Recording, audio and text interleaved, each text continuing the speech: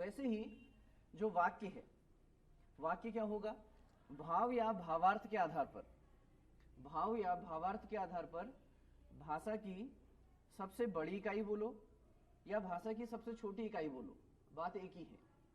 अगर आप ये बोलते हैं कि भाव या भावार्थ के आधार पर भाषा की सबसे बड़ी इकाई क्या है, तो तब भी आप वाक्य होगा।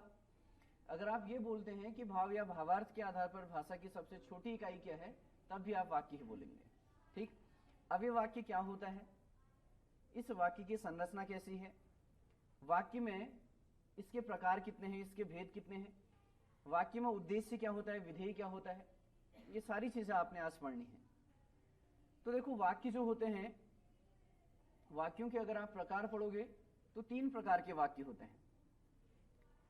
एक होता है प्रयोग और संरचना के आधार पर, दूसरा होता है आपका अर्थ के आधार पर, और तीसरा होता है आपका क्रिया के आधार पर।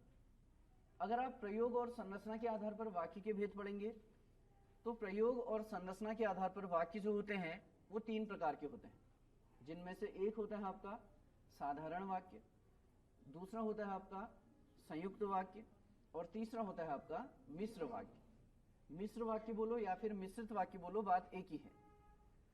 फिर अगला आपका अर्थ के आधार पर वाक्य के भेद होते हैं, और अर्थ के आधार पर जो वाक्य के भेद होते हैं वो आपके 8 प्रकार के होते हैं।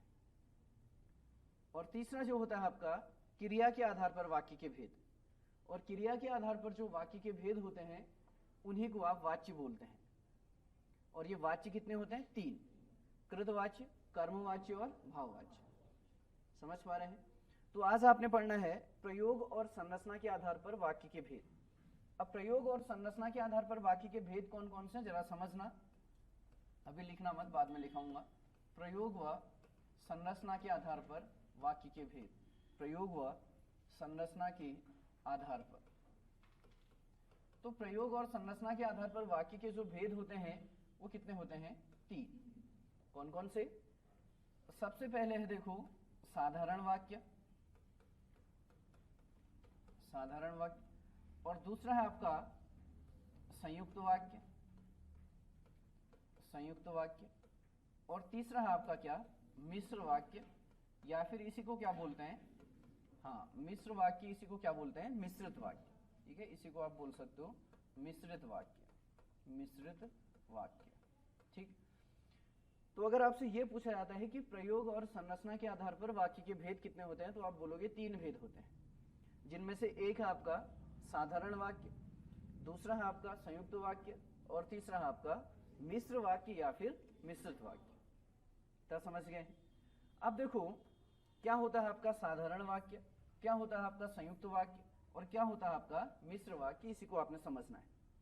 लेकिन उससे पहले की जो चीजें हैं, साधारण वाक्य को कैसे सॉल्व करेंगे, मिश्र वाक्य को कैसे सॉल्व करेंगे, संयुक्त वाक्य को कैसे सॉल्व करेंगे, उससे पहले आपको उद्देश्य के बारे में पता होना चाहिए, विधेय के बारे में पता होना चाहिए। उद्देश्य का मतलब क्या होता है, विधेय का मतलब क्या होता है, कर्ता क्या होता है, कर्म क्या होता है, क्रिया क्या होती है, कर्ता का विस्तारक क्या होता है, कर्म का विस्तारक क्या होता है, क्रिया का विस्तारक क्या होता है, संज्ञा पदबंध क्या होता है, सर्वनाम पदबंध क्या होता है, ये सारी चीजें पहले आपको समझनी पड़ेंगी। ठीक है, तो मैंने आपको बोला कि वाक्य, अब समझना कि वाक्य होता क्या है। तो वाक्य देखो, अभी मैंने आपको बोला कि जो वाक्य है, वाक्य किसे कहते हैं। एक तो स्टार्टिंग से जब मैंने आपको बोला कि जो भाषा और व्याकरण, भाषा और व्याकरण के जो अंग हैं वो आपके 3 अंग हैं। पूरी भाषा को, पूरी भाषा और व्याकरण को आपने, या फिर पूरे व्याकरण को आपने 3 भागों में पढ़ना है, जिसमें से एक भाग है आपका वर्ण विचार, दूसरा भाग है आपका शब्द विचार, और तीसरा आपका वाक्य विचार। वर्ण विचार क्या होता है, वर्णों का शुद्ध उच्चारण, शुद्ध लेखन और शुद्ध प्रयोग आपका क्या कहलाता है, वर्ण विचार कहलाता है। शब्द विचार क्या है, शब्दों का शुद्ध उच्चारण, शुद्ध लेखन और शुद्ध प्रयोग आपका क्या कहलाता है, शब्द विचार कहलाता है। और वाक्य विचार क्या है, वाक्यों का शुद्ध उच्चारण, शुद्ध लेखन और शुद्ध प्रयोग आपका क्या कहलाता है, वाक्य विचार कहलाता है। अब वर्ण के अंदर आपने कौन कौन सी चीजें पढ़ी थी, एक तो पूरी वर्णमाला आपने पढ़ी थी, वर्णमाला में स्वर और व्यंजन आपने पढ़े थे। फिर स्वर और व्यंजन को अलग अलग आपने विभाजित किया था। ह्रस्व भी पढ़ा था, दीर्घ भी पढ़ा था, प्लुत भी पढ़ा था, अल्प प्राण, महाप्राण, अघोष, सघोष, समृत, विवृत, अर्ध समृत, अर्ध विवृत, अग्र, मध्य, पश्च, ताड़ंजा, द्विगुण व्यंजन, फेंके हुए व्यंजन, ये सारी चीजें आपने पढ़ी थी ना। उसके बाद आपने संधि पढ़ी थी, और उसके बाद वर्णमाला खत्म होने के बाद वर्ण विचार जब खत्म हो जाता है तब आपने शब्द विचार पढ़ा था। और शब्दों में आपने तत्सम हो गया, तद्भव हो गया, देशज, विदेशी, संकर शब्द, रूढ़ शब्द, यौगिक शब्द, योग रूढ़ शब्द, सार्थक, निरर्थक शब्द, संज्ञा, सर्वनाम, विशेषण, क्रिया, क्रिया विशेषण, संबंध बोधक, समुच्चय बोधक, विस्मयादि बोधक, ये सारी चीजें आपने पढ़ी थी। इसके बाद अगला जो भाग है व्याकरण का, तीसरा जो भाग है वो है वाक्य। इसी वाक्य को आज आपने पढ़ना है। तो वाक्य, मैंने आपको बोला कि वाक्य होता क्या है। वाक्य क्या है, आप ये बोल सकते हैं कि शब्दों का सार्थक योग आपका क्या कहलाता है, वाक्य कहलाता है। शब्दों का सार्थक योग क्या कहलाता है, वाक्य कहलाता है।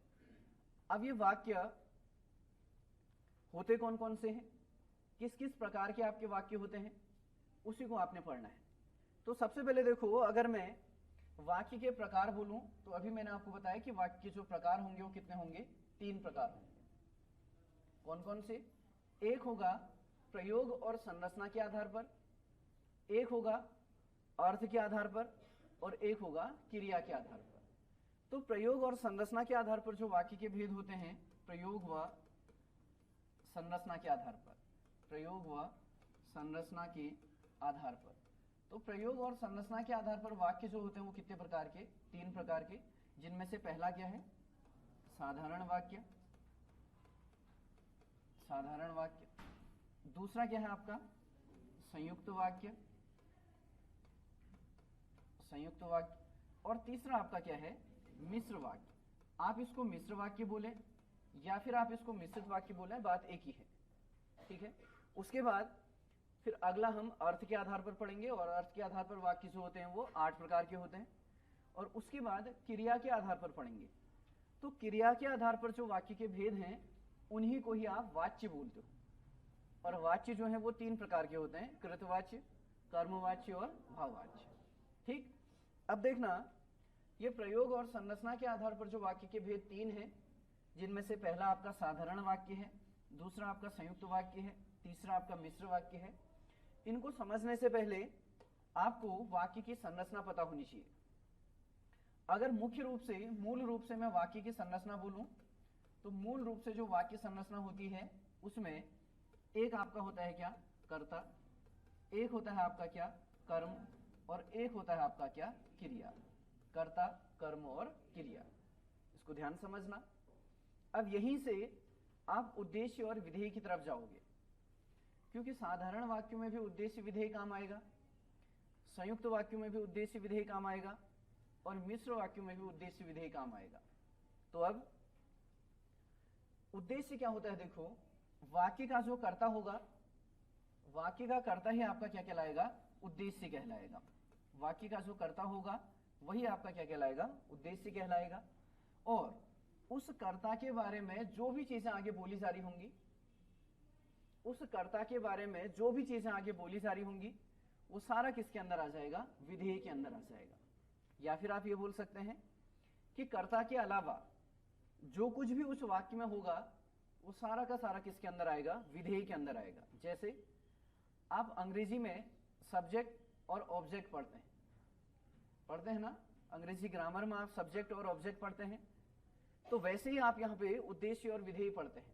उद्देश्य का मतलब वाक्य का जो करता है वो आपका उद्देश्य कहलाता है।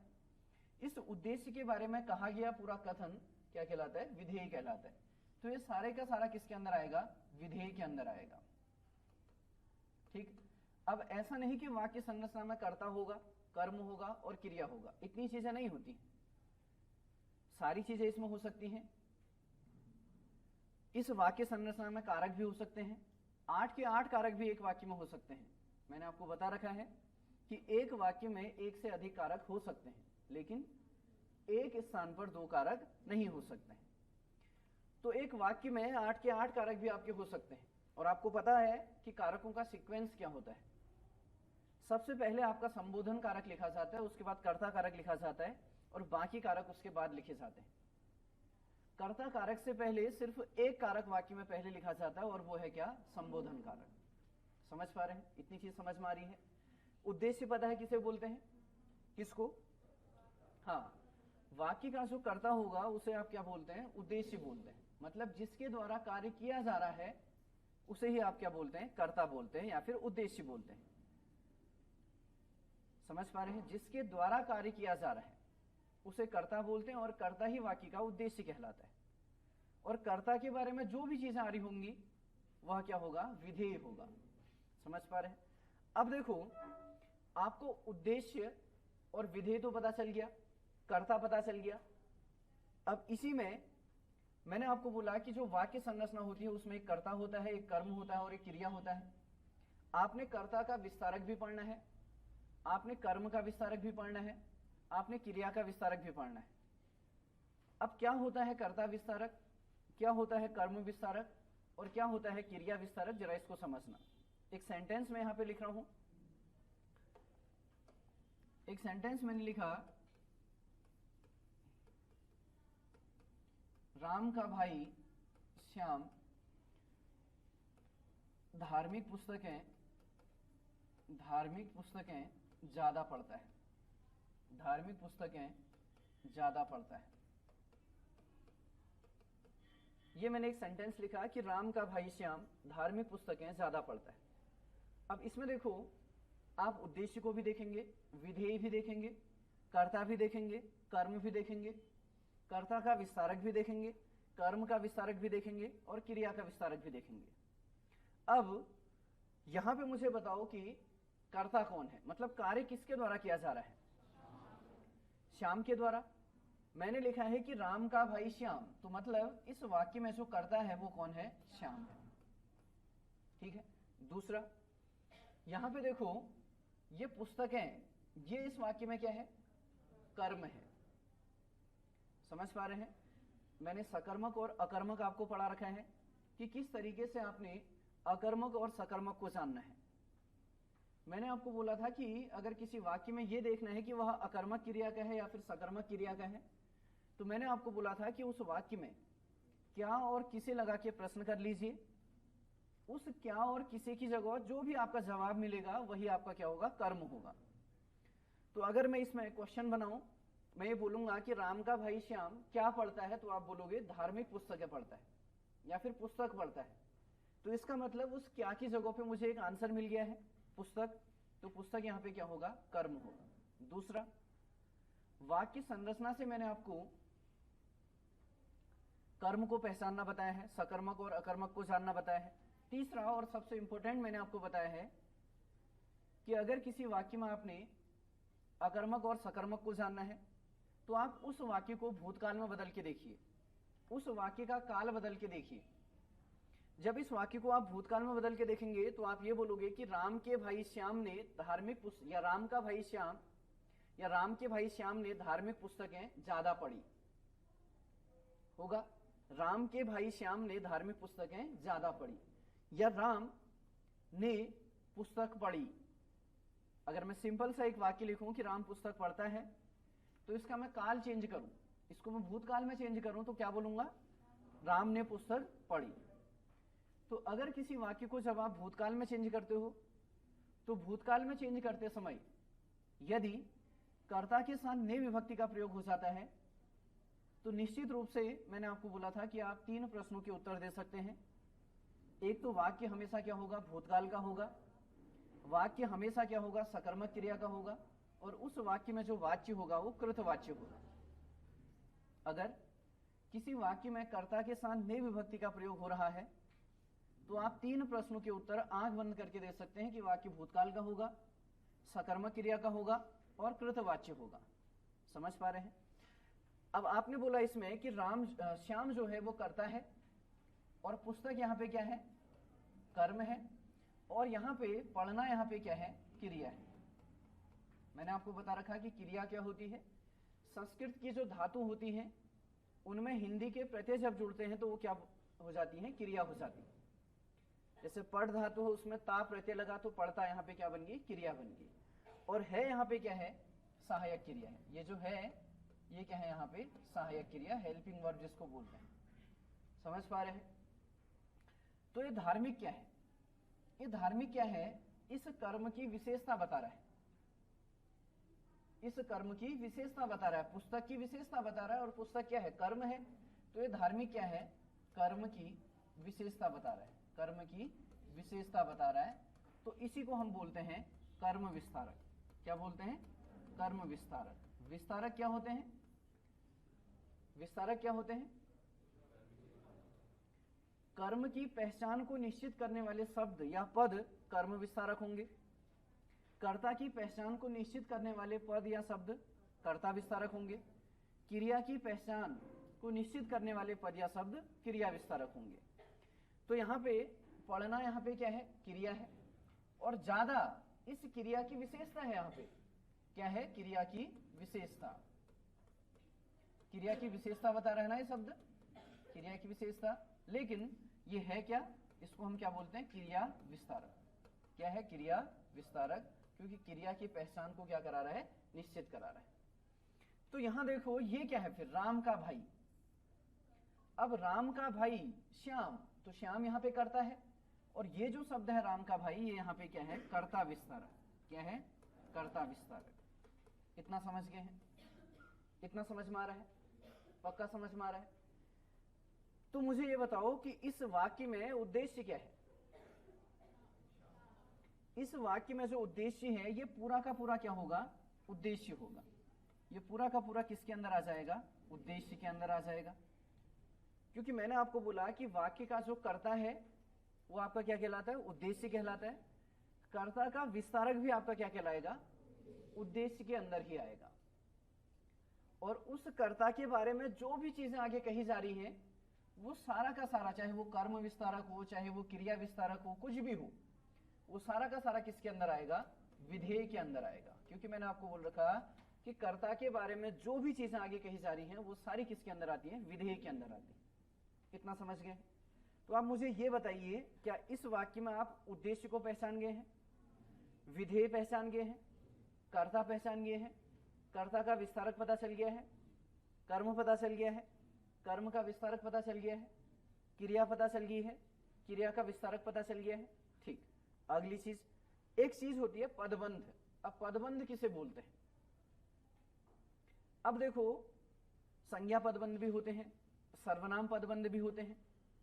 अब यही जो कर्ता विस्तारक है, ये कर्ता विस्तारक, अब यहां पे देखो कर्ता संज्ञा है या फिर सर्वनाम है। कर्ता यहां पे क्या है, श्याम, और श्याम यहां पे क्या है, संज्ञा। क्योंकि मैंने आपको पढ़ा रखा कि जो संज्ञा होती है, आपने ऐसे नहीं रटना है कि किसी वस्तु, स्थान, प्राणी के नाम को संज्ञा बोला जाता है। इस दुनिया में जितनी भी चीजें हैं, इस दुनिया में जितनी भी चीजें हैं, अगर उनका कुछ नाम है, चाहे वो सजीव है, निर्जीव है, मूर्त है, अमूर्त है, गतिशील है, स्थिर है, चलायमान है, दृश्य है, अदृश्य है, तो जो भी इस दुनिया में चीजें हैं, अगर उनका कुछ नाम है तो वो सारी क्या है, संज्ञा है। और उन सब नामों के लिए अगर एक नाम का यूज किया जाए तो वो सर्वनाम है। तो श्याम यहाँ पे संज्ञा है, संज्ञा है, तो श्याम यहाँ पे संज्ञा है, तो यहाँ पे कर्ता भी है, और ये क्या है, कर्ता का विस्तारक है। तो इसी संज्ञा के बारे में जो भी चीजें यहाँ पे बोली जा रही है, ये कर्ता विस्तारक ही यहाँ पे क्या होगा, संज्ञा पदबंध भी होगा। क्या, संज्ञा पदबंध। समझ गए हैं पदबंध क्या है, समझ गए हैं? कर्ता कौन है यहाँ पे, श्याम, और श्याम क्या है, संज्ञा। उसी का तो यहाँ पे विस्तार किया जा रहा है, तो इसी को हम क्या बोलते हैं, संज्ञा पदबंध भी बोलते हैं। समझ पा रहे हैं? यही कर्ता विस्तारक आपका क्या कहलाएगा, संज्ञा पदबंध कहलाएगा, संज्ञा पदबंध कहलाएगा। इतना समझ गए? कुछ पूछना है इसमें, कुछ पूछना है? देखो, इतने बड़े सेंटेंस को देख के ऐसा लगता है कि यह साधारण तो नहीं होगा, ऐसा लगता है कि यह संयुक्त होगा या फिर यह मिश्र वाक्य होगा। लेकिन बहुत बड़ा ये सेंटेंस, और फिर भी ये क्या है, एक साधारण वाक्य है। क्यों? क्योंकि इसमें एक उद्देश्य या फिर एक विधि है। अभी मैंने आपको साधारण वाक्य नहीं समझाया, अभी मैंने सिर्फ आपको ये बता रखा कि उद्देश्य क्या होता है, विधेय क्या होता है, कर्ता क्या होता है, कर्म क्या होता है, क्रिया क्या होता है, कर्ता विस्तारक क्या है, कर्म विस्तारक क्या है, क्रिया विस्तारक क्या है, संज्ञा पदबंध क्या है, सर्वनाम पदबंध क्या है, ये सारी चीजें अभी मैंने डिस्कस कर रखी है। इतना समझ गए हैं? ठीक, इसमें लिखो, हेडिंग बनाएंगे वाक्य, हेडिंग बनाएंगे वाक्य, वाक्य, और इस वाक्य में लिखो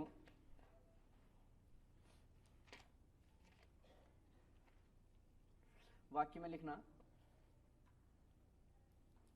फैक्ट बना के लिखना, पॉइंट टू पॉइंट लिखना। सबसे पहले इसकी परिभाषा ही लिख लो वाक्य की। शब्दों का सार्थक योग, शब्दों का सार्थक योग, शब्दों का सार्थक योग वाक्य कहलाता है। शब्दों का सार्थक योग वाक्य कहलाता है।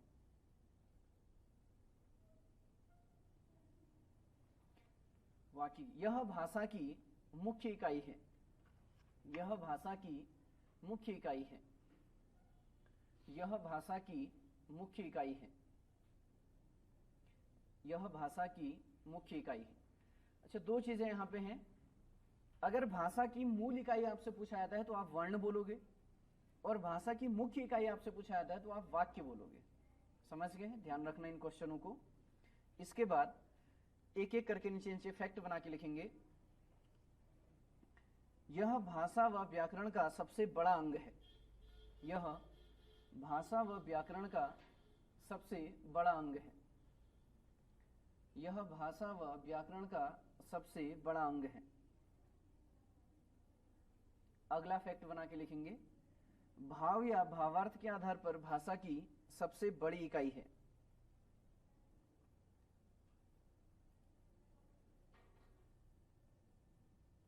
भाव या भावार्थ के आधार पर भाषा की सबसे बड़ी इकाई है। अगला लिखेंगे फैक्ट, भाव या भावार्थ के आधार पर भाषा की सबसे छोटी इकाई है, भाव या भावार्थ के आधार पर भाषा की सबसे छोटी इकाई है। अगर आपसे क्वेश्चन पूछा जाता है कि भाव या भावार्थ के आधार पर भाषा की या भाषा का सबसे बड़ा अंग कौन सा है? वाक्य है। भाव या भावार्थ के आधार पर भाषा की सबसे बड़ी इकाई क्या है? वाक्य है। भाव या भावार्थ के आधार पर भाषा की सबसे छोटी इकाई क्या है? वाक्य है। और भाषा और व्याकरण का सबसे बड़ा अंग क्या है? वाक्य है। भाषा की मुख्य इकाई क्या है? वाक्य है। अब हेडिंग बनाएंगे, सेंटर हेडिंग, वाक्य के प्रकार या भेद, वाक्य के प्रकार या भेद, वाक्य के प्रकार या भेद, वाक्य के प्रकार या भेद। और साइड हेडिंग बनाएंगे, पहला प्रयोग व संरचना के आधार पर, प्रयोग व संरचना के आधार पर,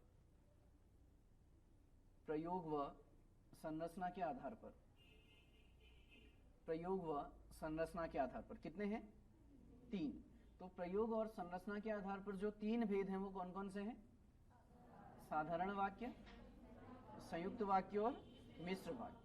ठीक है, तो पहली हेडिंग बनाएंगे, डैश करके 3 लिखना, और पहली हेडिंग बनाएंगे साधारण वाक्य, पहली हेडिंग बनाएंगे साधारण वाक्य, साधारण वाक्य। इसमें लिखना शुरू करें, यदि किसी वाक्य में, यदि किसी वाक्य में एक उद्देश्य व एक विधेय हो,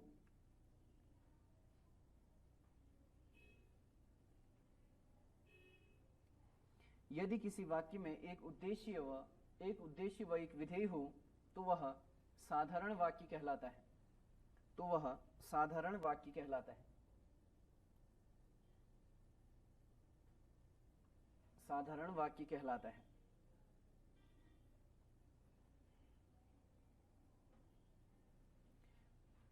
ठीक है, अब साइड हेडिंग बनाएंगे उद्देश्य, क्योंकि इसमें मैंने आपको लिखा दिया कि एक उद्देश्य और एक विधेय हुआ। अब उद्देश्य क्या होता है? साइड हेडिंग बनाएंगे उद्देश्य, उद्देश्य।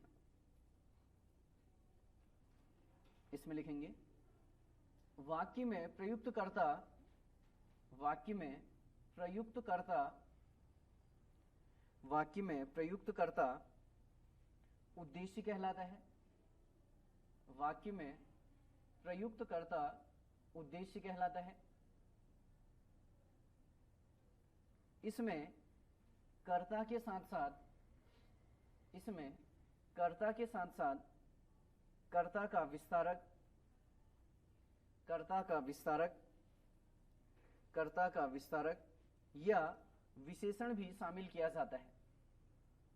कर्ता का विस्तारक या विशेषण भी शामिल किया जाता है। कर्ता का विस्तारक या विशेषण भी शामिल किया जाता है। क्या बोल रहा हूं मैंने बोला कि कर्ता का विस्तारक, जैसे अभी मैंने बोला कि राम का भाई श्याम, तो यहां पे श्याम तो कर्ता हो गया और राम का भाई क्या है, कर्ता का विस्तारक है। और फिर मैंने बोला कि विशेषण भी इसमें होता है। अब विशेषण क्या है, अगर मैं बोलूं कि बुद्धिमान राम, तो यहां पे राम की विशेषता बताई जा रही है, तो ये भी क्या होगा, कर्ता का विस्तारक ही होगा। समझ पा रहे हैं। उसके बाद साइड हेडिंग बनाएंगे विधेय, साइड हेडिंग बनाएंगे विधेय। विधेय, विधेय में लिखना उद्देश्य के बारे में कहा गया कथन,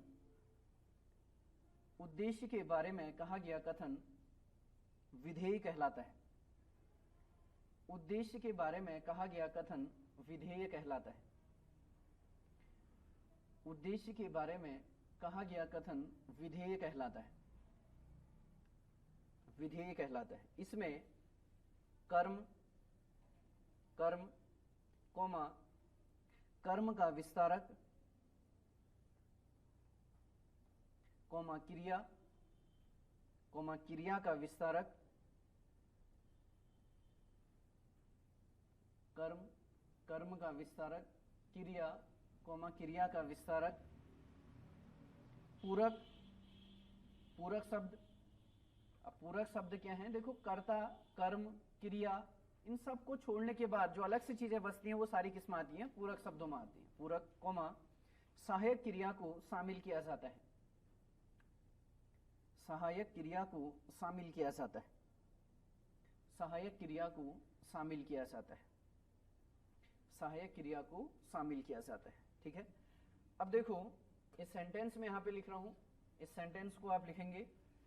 पहले यहां समझ लेना, मैंने सेंटेंस लिखा कि राम का भाई श्याम धार्मिक पुस्तकें, धार्मिक पुस्तकें, धार्मिक पुस्तकें ज्यादा पढ़ता है। धार्मिक पुस्तकें ज्यादा पढ़ता है।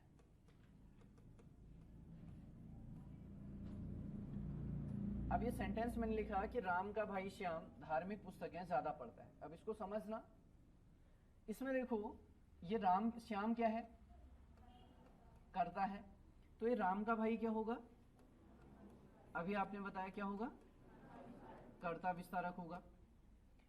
ये पुस्तक यहां पे क्या है, कर्म है, और ये क्या होगा, कर्म विस्तारक। वैसे देखो ये जो धार्मिक शब्द है इस पुस्तक की विशेषता बता रहा है, मतलब ये जो कर्म है इस कर्म की विशेषता बता रहा है, तो ये क्या होगा, कर्म की विशेषता भी ये बता रहा है। कर्म की विशेषता ही विशेषण भी होगा। समझ पा रहे हैं। अगला ये पढ़, पढ़ता, पढ़ता यहाँ पे क्रिया है, पढ़ धातु होती है, उस धातु में हिंदी का ता प्रत्यय लग रहा है, तो तब जाके हिंदी की क्रिया बन रही है। तो ये क्या है यहाँ पे, क्रिया, और ये क्या होगा ज्यादा, क्रिया विस्तारक। क्या होगा, क्रिया विस्तारक, और साथ ही साथ ये क्रिया की विशेषता भी बता रहा है। क्रिया की विशेषता भी बता रहा है, क्रिया की विशेषता भी बता रहा है, और है यहाँ पे क्या होगा, सहायक क्रिया होगा। इतना समझ गए। तो आपने उद्देश्य और विधेय को जानना है, क्योंकि साधारण वाक्य में आपने परिभाषा में लिखा है कि एक उद्देश्य और एक विधेय होता है। तो इतने बड़े सेंटेंस को देख के ऐसा नहीं लगता है कि इसमें एक उद्देश्य एक विधेय होगा। जनरली लोग जिनको नहीं पता रहता है ऐसा, वो सेंटेंस बहुत बड़ा है इसलिए ऑप्शन वाइज उसको सॉल्व करते हैं, तो संयुक्त वाक्य या फिर मिश्र वाक्य उसमें ऑप्शन क्लिक करके आते हैं। समझ पा रहे हैं। अब देखो अभी अभी मैंने बोला कि जो उद्देश्य होगा उस उद्देश्य में कर्ता का विस्तारक भी इंक्लूड होता है, तो ये सारा का सारा किसके अंदर आएगा, उद्देश्य के अंदर आएगा। किसके अंदर आएगा, उद्देश्य के। और इस कर्ता के बारे में जो भी चीजें यहां पे कही जा रही हैं, अभी मैंने आपको बोला कि उसमें कर्म भी होगा, कर्म का विस्तारक भी होगा, उसमें क्रिया भी होगी, क्रिया का विस्तारक भी होगा, पूरक शब्द भी होंगे और सहायक क्रिया भी होंगी, तो वही सारी चीजें यहाँ पे है। और उद्देश्य के बारे में कहा गया कथन यहाँ पे है, तो ये पूरा किसके अंदर आएगा? विधेय के अंदर। तो इतने बड़े सेंटेंस में सिर्फ एक उद्देश्य है और एक विधेय है, इसलिए ये क्या होगा? साधारण वाक्य होगा। समझ गए? क्लियर हो गया है? ठीक, इसको बना लीजिए जिस तरीके से मैंने बनाया है वैसे ही बनाना। उद्देश्य, विधेय, कर्ता विस्तारक। और इसी को, ये चीज भी आप लिख लेना, इसी कर्ता विस्तारक को आप क्या बोलते हैं? पदबंध बोलते हैं। और ये पदबंध किसका विस्तारक है? ये संज्ञा का। आखिर कर्ता क्या है? संज्ञा ही तो है, क्योंकि जितने भी कारक होते हैं वो या तो संज्ञा होते हैं या फिर सर्वनाम होते हैं। तो यही पदबंध आपका यहाँ पे क्या है? संज्ञा पदबंध है, क्योंकि किसका विस्तारक है? ये संज्ञा का, तो ये क्या होगा? संज्ञा पदबंध भी होगा। इतना समझ गए? ये सारी चीजें आप बना लीजिए।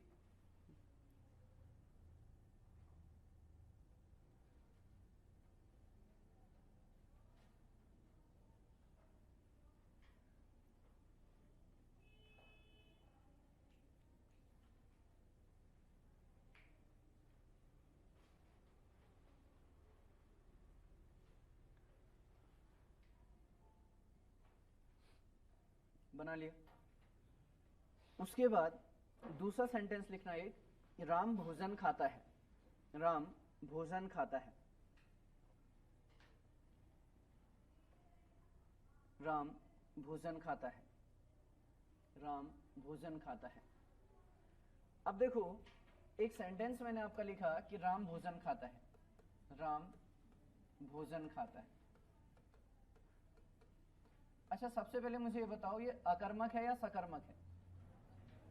सकर्मक है। क्यों? सबसे अच्छा तरीका है कि आप उस वाक्य का काल बदल के देख लीजिए। इसको भूतकाल में बदलो। भूतकाल में बदलोगे तो राम ने भोजन खाया। कर्ता के साथ ने विभक्ति जहां पे जुड़ जा रही है तो निश्चित रूप से वो वाक्य भूतकाल का होगा, सकर्मक क्रिया का होगा और कृतवाच्य होगा। इतना पता चल गया। दूसरा, इस वाक्य में कर्ता कौन है? राम। तो यही इसमें क्या होगा? उद्देश्य होगा। यही इसमें क्या होगा? उद्देश्य होगा। भोजन यहाँ पे क्या है? कर्म है। खाना यहाँ पे क्या है? क्रिया है। और है यहाँ पे क्या है? सहायक क्रिया। तो इसमें भी देखो, एक उद्देश्य और एक विधेय है, इसलिए यह वाक्य क्या होगा? साधारण वाक्य होगा। समझ पा रहे हैं? ठीक। उसके बाद एक सेंटेंस मैं आपका लिख रहा हूं, आप बताएंगे कि उस वाक्य में साधारण वाक्य होगा, संयुक्त वाक्य होगा या फिर मिश्र वाक्य होगा। ठीक, लिखिए सेंटेंस, राम व श्याम भोजन खाते हैं। राम व श्याम भोजन खाते हैं।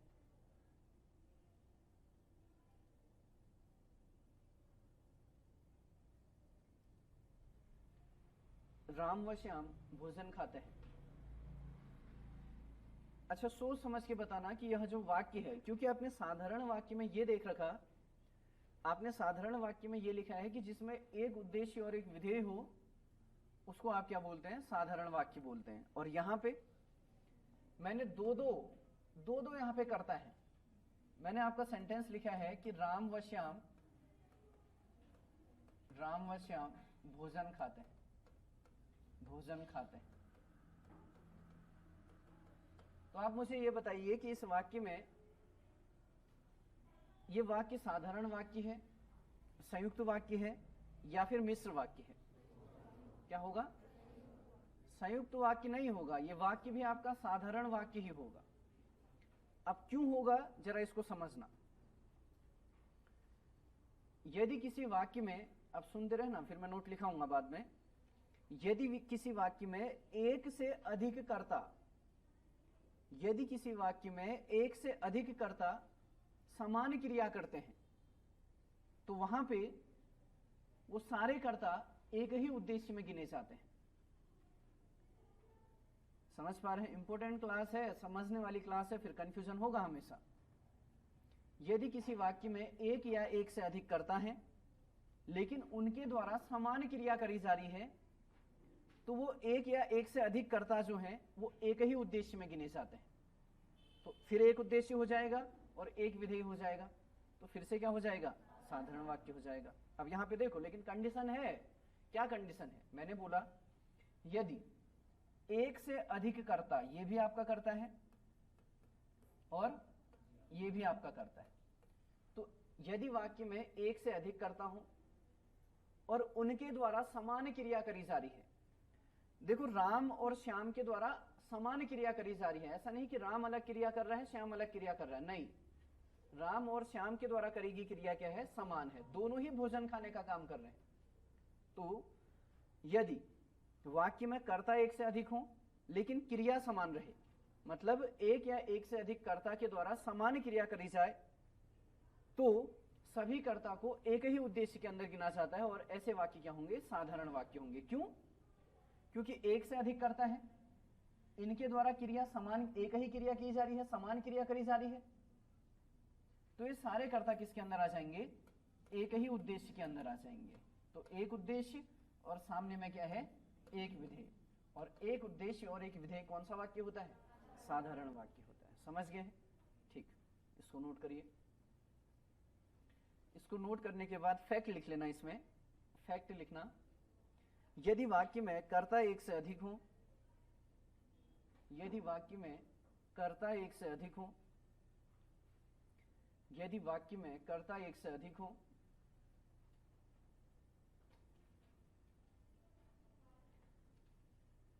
लेकिन उनके द्वारा समान क्रिया करी जा रही हो, लेकिन उनके द्वारा समान क्रिया करी जा रही हो, उनके द्वारा समान क्रिया करी जा रही हो, समान क्रिया करी जा रही हो, तो सभी कर्ता एक ही उद्देश्य में गिने जाते हैं। सभी कर्ता एक ही उद्देश्य में गिने जाते हैं। सभी कर्ता एक ही उद्देश्य में गिने जाते हैं। इसलिए यह वाक्य साधारण वाक्य होगा। इसलिए यह वाक्य साधारण वाक्य होगा। समझ गए हैं ना? पूछना है? पक्का? ठीक है। उसके बाद एक और सेंटेंस में आपको लिखा रहा हूं, आप उसमें बताएंगे कि वह कैसा वाक्य होगा। सेंटेंस लिखना, श्याम पढ़ व लिख रहा है। श्याम पढ़ व लिख रहा है।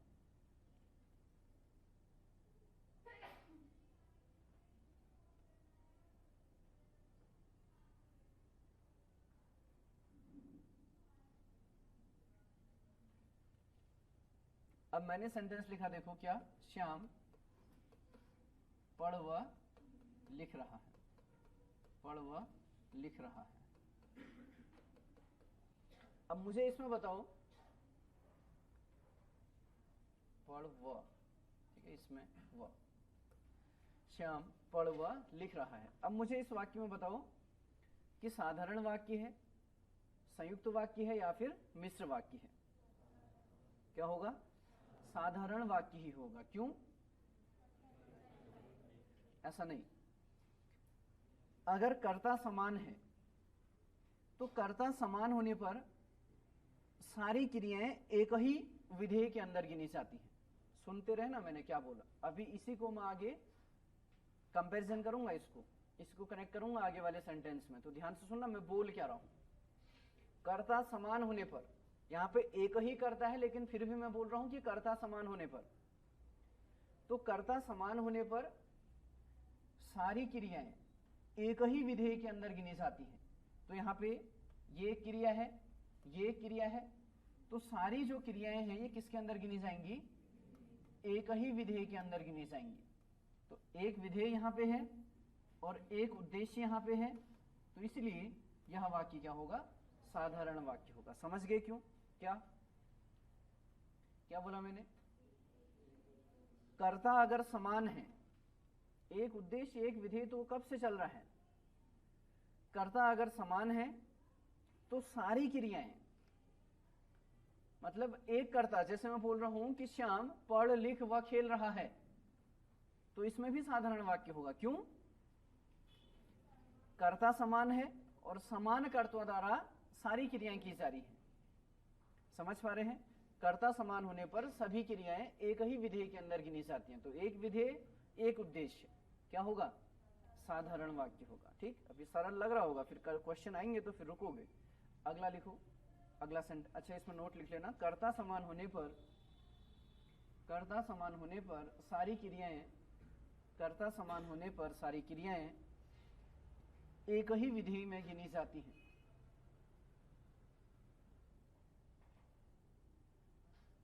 एक ही विधेय में गिनी जाती हैं।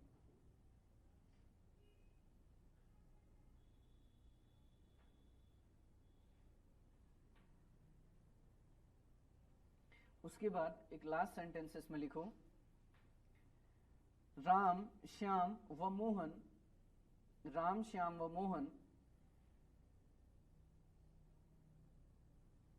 पढ़ व लिख रहे हैं।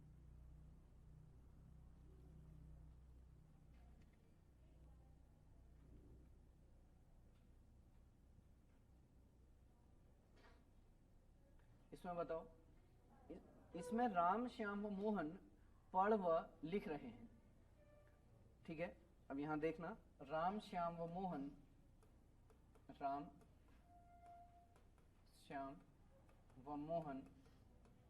पढ़ व लिख रहे हैं।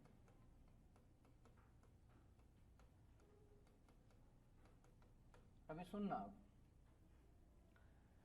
इससे पहले जो मैंने आपको नोट लिखाया था वो नोट ये था कि कर्ता समान होने पर सारी क्रियाएं जो हैं वो एक ही विधेय के अंदर गिनी जाती। अब यहां पे देखो, जितने भी कर्ता हैं, राम श्याम और मोहन, इनके द्वारा जो करी गई क्रिया है वो समान है। मतलब जो क्रिया राम कर रहा है वही श्याम भी और वही मोहन भी। तो कर्ता क्या है?